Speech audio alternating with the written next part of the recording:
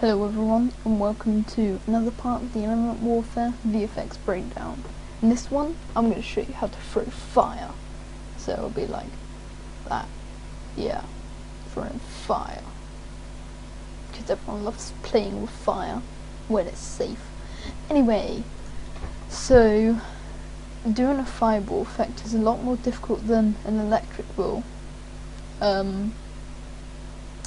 So I'll just get into it straight away. I mean, you could track your hands moving it and stuff, do it manually, but I'm just going to show you how to make the actual fireball effect. So anyway, let's show how this is done. Now, as you can see, there's a lot of layers, so let's get there. There it is. So let's just get rid of a ton of things.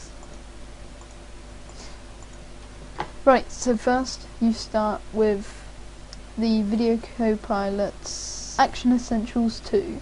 I used Big Fire 3 from it because I find that worked best for this.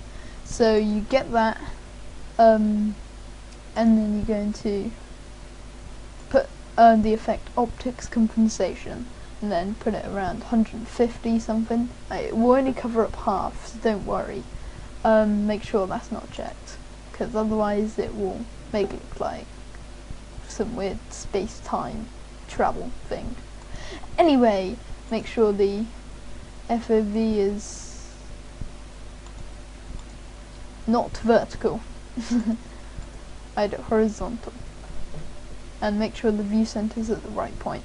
Right, so then you want to add another one, which you'll have to turn using the rotation tool. You press W and that'll move it, so you move it to the right point, so that will make it bigger and you can move it apart and stuff.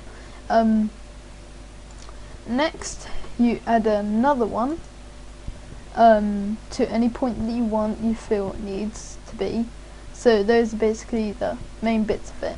The next one you want to put somewhere else, but you need to make sure if you right click it, go into blending mode and click add.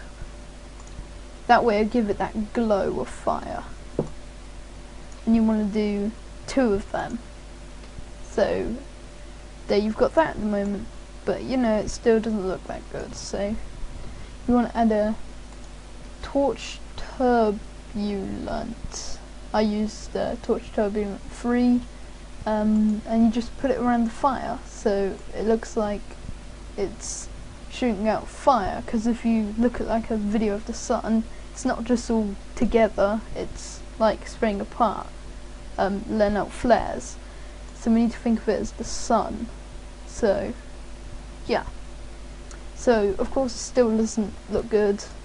I mean, it looks more realistic, but all we need now is a flare from optical flares, and that just brings out the brightness, and it will, you know, interact with your video.